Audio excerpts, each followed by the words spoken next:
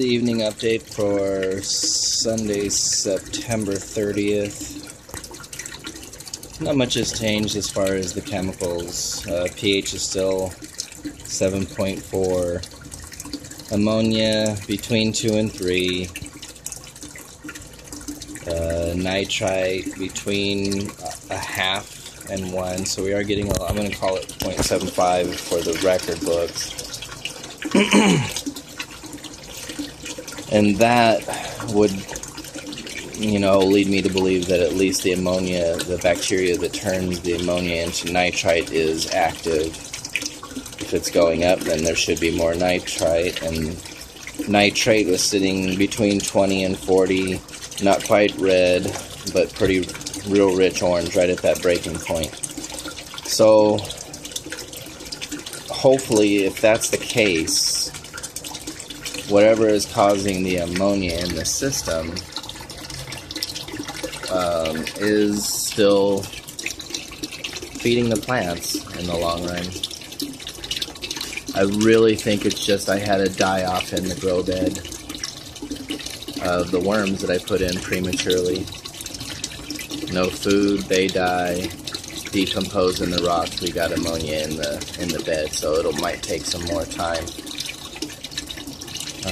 But I won't put the fish in. There's a lot of reports that I've read that depending on the temperature of the water and depending on the pH, the ammonia levels can be not lethal at, for this instance, at 7.5 pH and a water temperature of 86 degrees.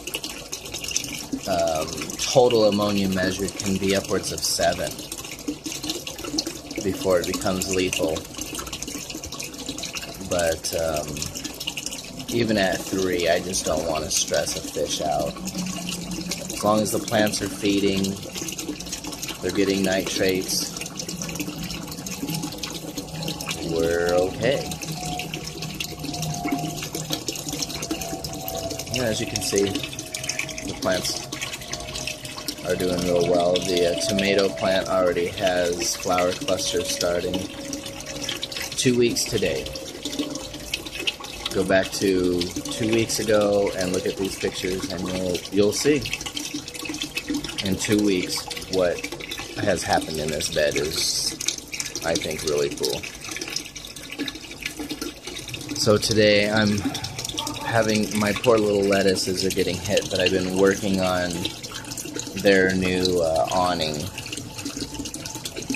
Got rid of the old slats and I put in brand new anchored 2x4 slats, 16 inches on center.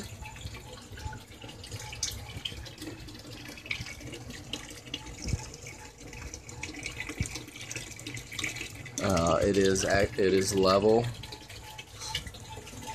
and actually looking really cool. And I'm going to cover this with garden screen. It's actually not even a tan, it's a kind of a brown. It blocks out, I don't know, something like 85 or 90% of the UV rays under it, but it still allows other light through that are useful to plants. I was concerned about that, so I read up on it a little bit, and it turns out that the UV light that is filtered by the sunscreens over garden centers doesn't hurt the plants at all. It's a very short wave light, and most of it gets removed by our atmosphere in the first place, but what gets to us as far as light for the plants is useless. They don't use UV, so after I get done with this, I'm going to basically drape it over and let the wrinkles get out of the tarp, and then tomorrow I will attach it.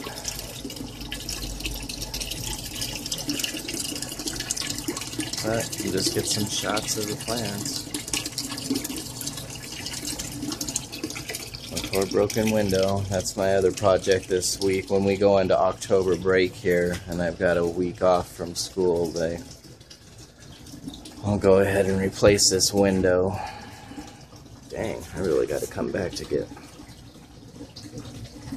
Sweet. Let's see if we can get a shot of the tomato.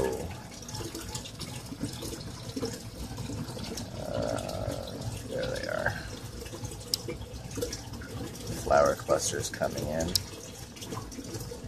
One more time, come on. Too much to focus on. And then the vines are starting to get their first little feeler probes going so that they can hold on to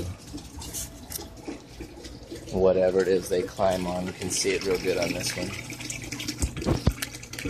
Their little hook.